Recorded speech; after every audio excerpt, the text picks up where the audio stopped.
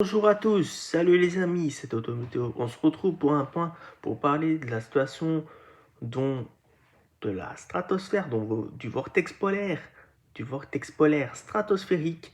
Donc qu'est-ce qui va se passer? Donc comme on peut le voir dans la carte, il y a un réchauffement stratosphérique qui va se produire, qui se produit déjà on va dire, et qu'on voit la situation.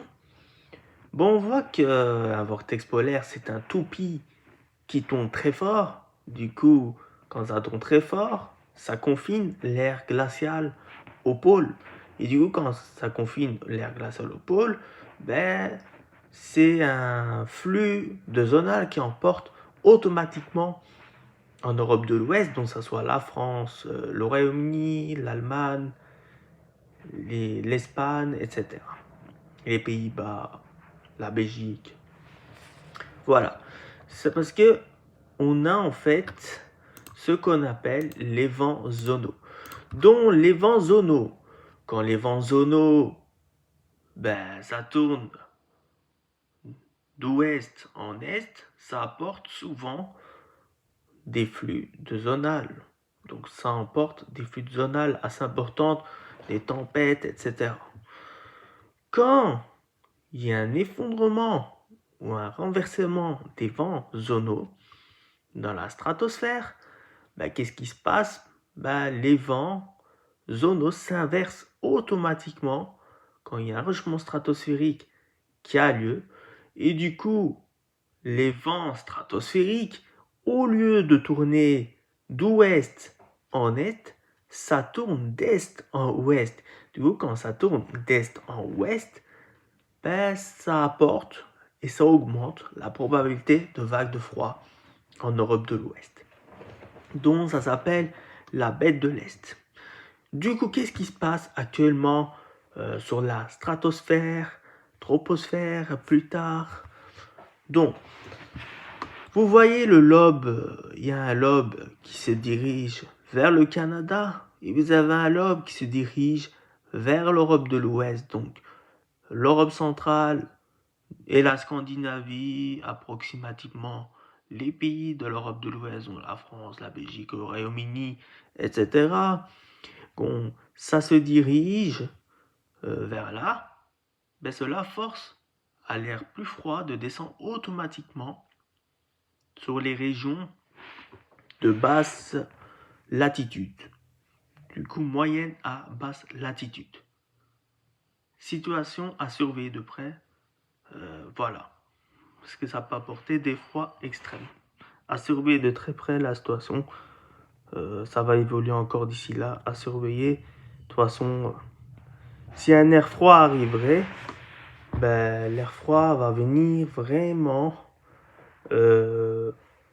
vers le 25 ou 1er mars, autour de là. Donc on va surveiller la situation de très près, parce que ça va évoluer encore, évidemment. Là, c'est un point, que j'en parle, ce 9 février 2026, dont j'en parle un point ce 9 février 2026 de la situation annoncée. Donc on verra bien comment ça va évoluer la situation, parce que c'est très intéressant en fait de voir la situation dans la stratosphère et troposphère, parce que de temps qu'il y a une connexion dans la troposphère, ça prend également plus de temps, donc ça prend environ 2 à 3 semaines par là. Du coup, maintenant, actuellement, il y a un réchauffement stratosphérique, les deux lobes se divisent et se distinguent. Automatiquement, il y a une division du vortex polaire, ce qu'on appelle un split. Et du coup, quand il y a un split, le temps que ça se dirige, le temps qu'il y a une connexion dans la troposphère, du coup, ça prend 2 semaines à 3 semaines localement, on va dire. Donc, possiblement jusqu'à 3 semaines dans certains cas, mais en général, ça reste autour de 2 semaines que les effets se représentent.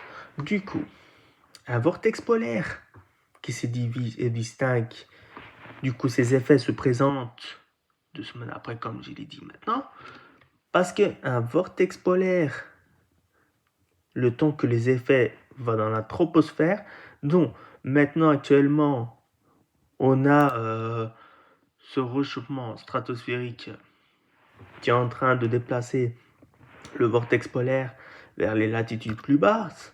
Et du coup, on voit que le pôle nord est prise par le réchauffement stratosphérique parce que le vortex polaire n'est plus du tout dans sa même place. Et quand on voit la deuxième lobe, donc qui descend vers nous, et du coup ça force à descendre donc les flux d'est, donc les flux polaires, les flux méridiennes, de descendre plus bas. Du coup, ça descend en Europe de l'Ouest, dont la France, Royaume-Uni, Allemagne, Pays-Bas, Belgique, Espagne, ça peut descendre même parfois plus au sud si c'est intense, une grosse vague de froid, etc.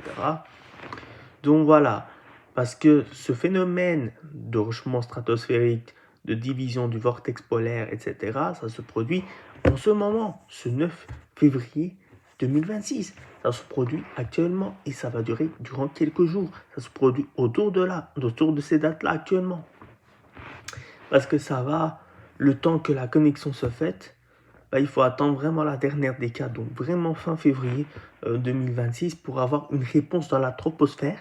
Et du coup, on va surveiller de très près la situation parce que ça va encore évoluer d'ici là, les modélisations concernant cet éventuel renversement de vents zonaux dans la stratosphère et une réponse, le temps qu'il y a une réponse dans la troposphère. Ça prend également plus de temps à voir parce que oui, c'est très intéressant la situation concernant l'arrivée de l'hiver en force et du coup grâce à ce réchauffement stratosphérique et cette réponse éventuellement qui aura une conséquence dans la troposphère plus tard en février et du coup ces synoptiques hivernales pour ouvrir porte à des coulées polaires fin février jusqu'au 5-10 mars au moins. Il faudra voir, c'est loin encore, la date, etc.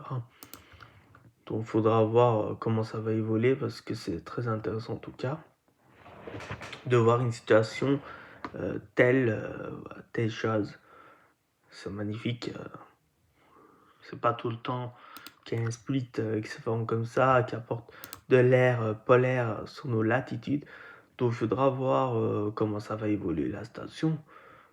En tout cas, merci à tous du suivi. Ciao, ciao.